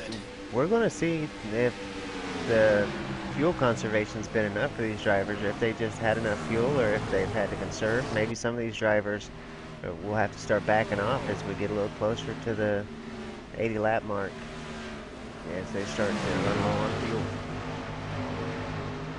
As we see the rest of the field behind the leaders all strung out. So it's definitely going to be something to watch here as we get in the closing stages. But from what we're seeing is this is a great battle between Patrick Crabtree, Greg McKinney, and Tyler Hill. There was another car though that was behind. Well, actually, correction, there was 2 cars that were behind that battle up in front. That would be Shane Doherty as well as Ryan Manning. They were literally right up on that pack of Tyler Hill, Greg McKinney, and Patrick Crabtree. Greg McKinney to the inside. Yeah, I was about to say, Greg McKinney making a run on the inside, still side by side with Tyler Hill. Tyler Hill has to back out of it as they go through turn number 1. And look at this. Oh my God, this is a recipe for disaster. Greg McKinney backs out a little bit too much.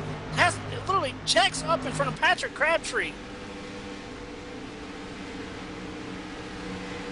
Patrick's going to try to go high. Look at Shane Doherty.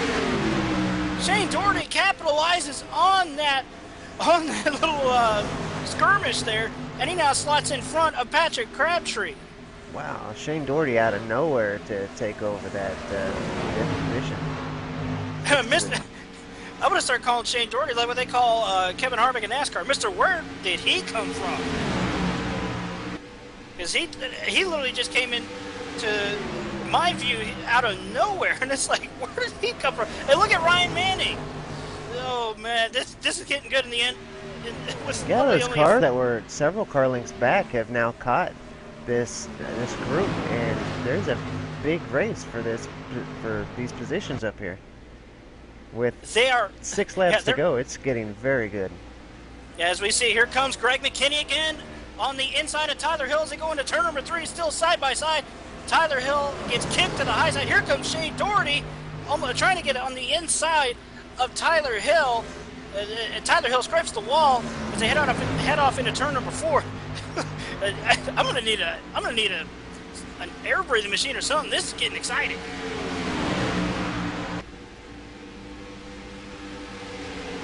An excellent move by Greg McKinney though on Tyler Hill going through turn 3 now as we see Patrick Crabtree and Shane Doherty literally. Oh man.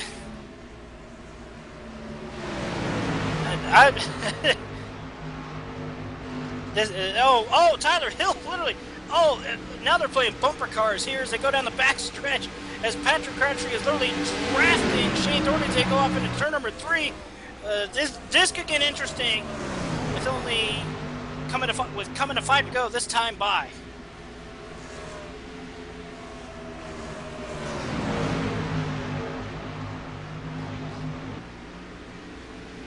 5 to go, and the race is for that 5th position as Shane Doherty is working hard on the bumper of Tyler Hill for that 5th position. Patrick Crabtree's not out of the race, though, as he's right there with Shane, trying to figure out a way to get by both of them. Now he had to back out of it. But here comes Shane Doherty. Oh, he almost had the momentum going into turn 2 behind Tyler Hill. And here, now look at this. Now the momentum is shifted towards Patrick Crabtree. Crabtree bump drafting Shane Doherty as they head off into turn number 3.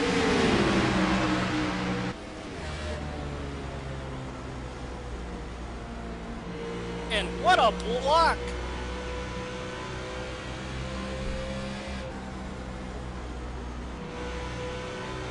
Oh, now they're side by side, Thomas Davis and Ryan Manning as they exit turn number 4. Almost a crash there. Manning backs out and says, "Go for it, Thomas. It's all yours. I'm not. I got nowhere to go." But Crabtree is back in it again. He's just timing that momentum run perfect. Look at Shane Doherty. Now he's going to try and get it. Is he going to get it? Oh, that's too close. That is close. Side by side as they exit turn number 2. Oh, Tyler Hill almost lost it. He saves it. And Shane Doherty with a run, as well as Patrick Crabtree as they head off into turn number 3. Shane Doherty on the inside, not going to work. Tyler Hill slams the door shut as they go to 3 and 4. Man, this is exciting, and we're not even to the last lap yet. Yeah, these guys working hard for position. Shane Doherty, Patrick Crabtree, these guys got just enough pace to where if things work out, they can get the move done, but Tyler Hill's just doing a fantastic job of staying out in front. Yeah, he is not caving into the pressure from behind with Shane Doherty and Patrick Crabtree. He's doing everything he can. He is just holding on to that 5th place as we see Patrick Crabtree get real loose off of turn 2. And look at this, back up in that position battle, though. Here comes Shane Doherty with another run on the inside of Tyler Hill as they go through turn number 3. Tyler Hill succeeds the position. Doherty finally gets 5th place. Wow, yeah, he had so much momentum going down the stretch that time, and he had more than half the car on Tyler, so Tyler went ahead and just let him have it. He knows he's going to be better off with a 6th place finish than getting wrecked out. And that's definitely the smart thing to do now, but Patrick Crabtree, though, he's looking for that 6th place. Maybe even 5th if he can hold that momentum up now as they go through turn number 2.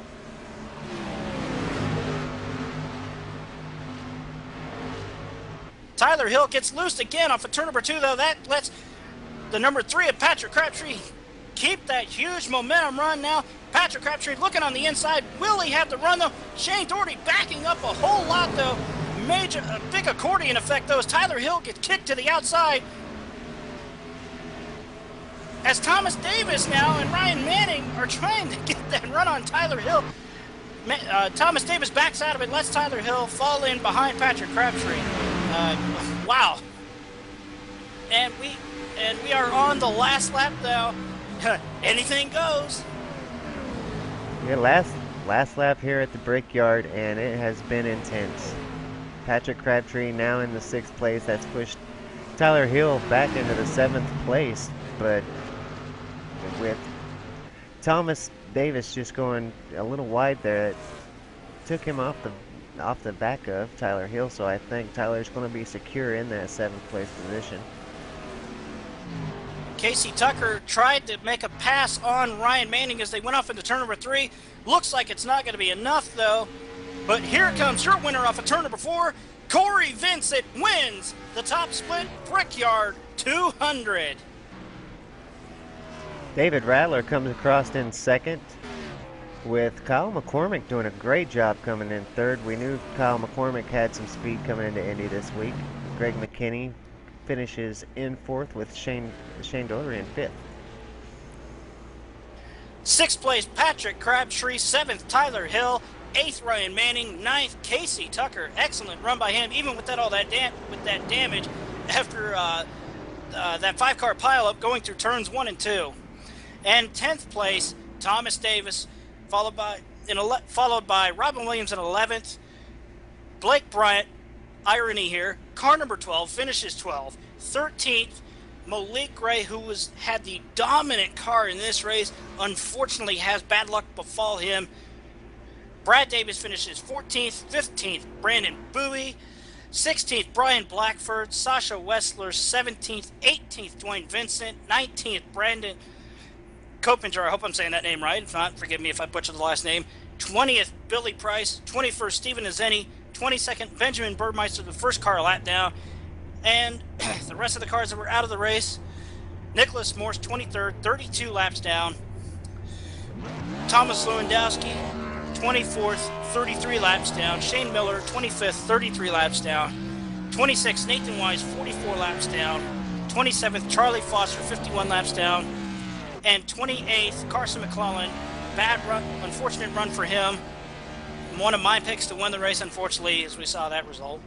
52 laps down, and of course, also finishing 52 laps down, Ian Hahn, last on the field with 29th.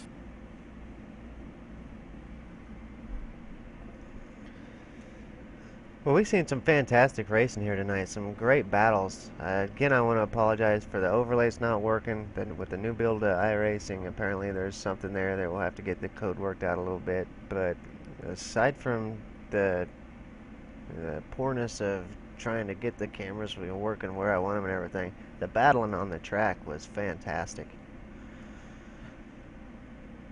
And that is the one thing you just love to see in the NASCAR iRacing series. It's just fantastic battles no matter what track the series goes to. Yeah, and some great battles here tonight. We've seen this several weeks in a row now where these guys show up to race and they've been not only doing a good job, they've showed up with respect for one another, and they've just been running nice and clean. Every once in a while somebody will make a mistake, but they still want to have a good clean race, and it's really shown with some good fantastic racing on the track.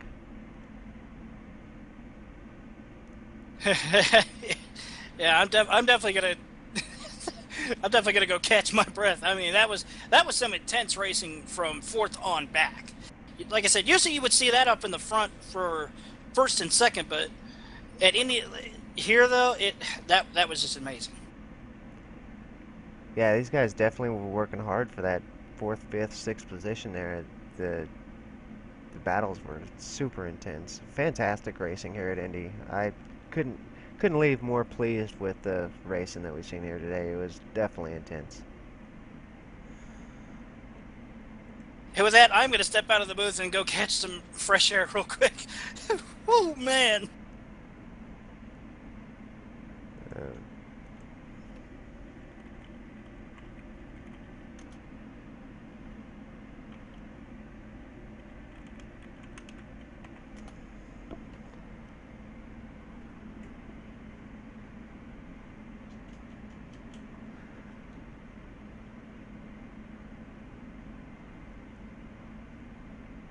Here in just a second we'll have some interviews with some of the guys. They're starting to make their way in, waiting on the leader, see if he'll make his way in as well. I tell you what, Corey Vincent had a heck of a race tonight. He was the only one that could keep up with Malik there. A little bit of contact there. It looked like maybe some net code or something, but a little bit of contact there sent Malik off. Malik with a fantastic save, and was able to regain control of the car, and considering the damage they had to the car, finished in 13th, and so great finish there for Malik considering. But great job to Corey Vincent for pulling out a win here at the Brickyard.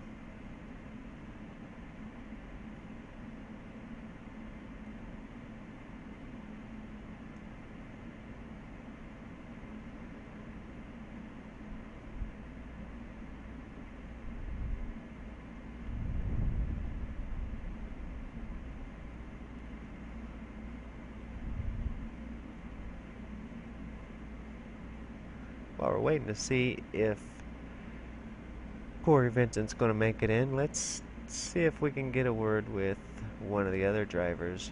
David, are you with us?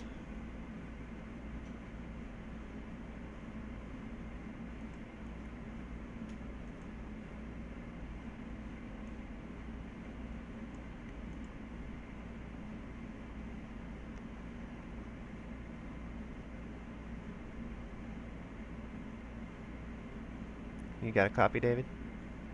Yes, sir. Awesome. Well, great finish today. You brought it home in second place after a great run. Tell us a little bit about the race. Well, definitely unexpected finish.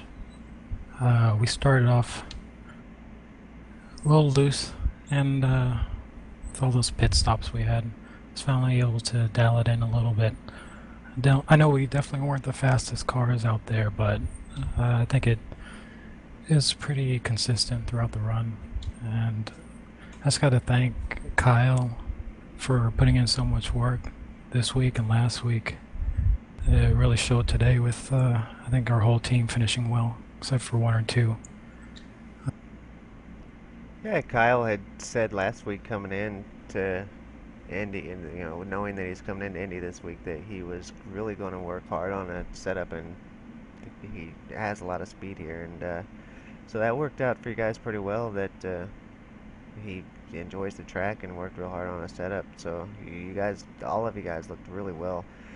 Now, talk about the build yesterday. One day before the big race, having a big change-up. Was you guys able to cope with that pretty well? Spend some time with the build yesterday working on the setup, or did you come in kind of blind today? Definitely wasn't expecting the changes that the build brought. We made some changes to the setup we already had, and we just decided to run with it.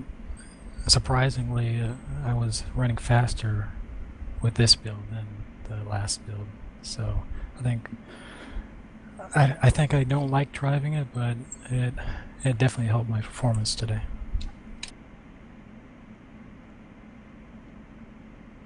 Well, great job, and great job on the finish. The second place finish here at Indy is definitely a great job. Corey Vincent had the speed. He kind of ran away from everybody, but you pulled away from everybody else. You had a very clear and secure second place. So it was a great run from you guys and the entire team as well. A couple of the guys had a little bit of bad luck and got some damage to the cars, but the entire team had a really good showing. I definitely tried to get up there with Corey over there at the end, maybe make a move for the lead, but just a little too inconsistent, not enough speed. I think I hit the bump in turn 2 twice, which my teammate behind me, Kyle, also hit, and he got into the wall, unfortunately, but I definitely gave it my all. Good run for Corey. Congrats to him on the win. I just gotta thank PSRG and LDR and everyone that helps us each week. It was a great run for the whole team this day. Yeah, it was a great run. Thanks, David, for coming in for the interviews, and we appreciate it. We appreciate you guys coming in and talk to us after the race. It really adds a little something extra to the broadcast. So that's David Rattler. Everybody finished second place here at the Brickyard. The PSRG guys doing fantastic, Justin, this season. They first, second, third in points, and just dominating almost the last 10 races or so. The PSRG, ever since they've combined with LDR, these guys have been unstoppable. Yeah, that's definitely one thing to see is two teams working together to become one unstoppable force. Sometimes you never would see something like this in sim racing. You'd probably see it in real racing, but ever since, it's like you said, ever since these two teams formed together, it's just been a clinic these guys have been putting on. Yeah, they have. They've showed up week after week with fast cars, and not just one or two of them. Every one of those guys has been doing great. So it's great to see. It's the teamwork that they got going on with to where everybody's doing well is fantastic, and it's great to see. Got Kyle McCormick here with you, Justin. He had a third place finish tonight. Yeah, Kyle McCormick finishing third in what I would consider wild race. Kyle, what did you think of that battle behind you between Greg McKinney, Shane Doherty, Patrick Crabtree, Tyler Hill, and Ryan Manning? I am glad that it was happening because I tore the wall down and was losing a lot of time, and I just kept seeing them battle behind me and getting farther and farther behind. Now, there was a couple of times where it looked like you almost got involved in a couple of wrecks. What was your mind going through, especially that three wide wreck that happened in turn one? Yeah, I felt bad about that. I hope nobody's mad at me, but I felt I had to make the move. Someone was gonna jump all over me if I didn't. So, I feel bad they wrecked, but I gave them as much room as I could. And I know you'd agree with me on this, Kyle. At Indianapolis, the only big enough space on the track is the back stretch. That front stretch from turn 4 to turn 1 is so narrow that anything happens. It's basically like Martinsville or Bristol. Yeah, and you just hope nobody wrecks there because it's gonna be a huge pile up. Now tell us about the car, though. How did the car feel early on in the race going through the middle stage? Well, I really did not like the car with the new tire, but once we got out there and got going and you got to see how fast you were compared to others, you start to like it. I was very pleased and surprised with how fast we were.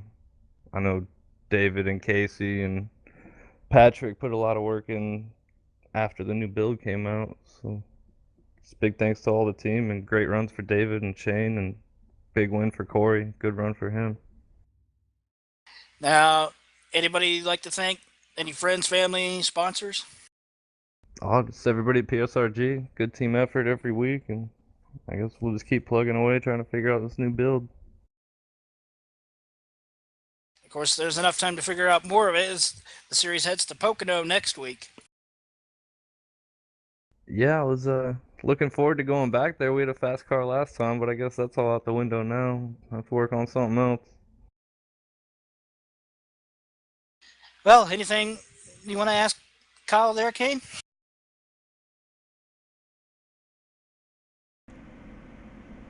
Yeah, so we heard from you last week that Indy, one of your favorite tracks, you really good here today. You come in, get a good third place finish. Was it everything you thought it'd be? Oh, it's just a huge curveball with that new build coming out. That totally blindsided me. And then I've just been stuck at work the last 2 days, so I haven't had much time to practice. But Yeah, whenever I seen the build come out yesterday and that they actually made some significant changes to the tire model and to the car, I was a little concerned having the race today. You know, only one day of practice, but seeing you guys come out and have the pace that you did, the whole team really did a great job today. But I was really impressed that you guys were able to make the changes, drive the car different, because it takes driving the car a little bit different to get this tire to work right, and you guys did a fantastic job getting it all figured out. So great job, fantastic job on the third place finish, and can't wait to see what you guys bring to Pocono. yeah, I can't wait to get there. And thank you guys again for doing the broadcast. No problem. We'll have JD back next week. He had something he had to do tonight, and he thought he was going to be back for half the broadcast tonight, but he didn't quite make it. But we'll have him back for Pocono, so we'll see how you guys do at Pocono. Oh, I'm sure you guys did fine without him. I can't wait to watch it.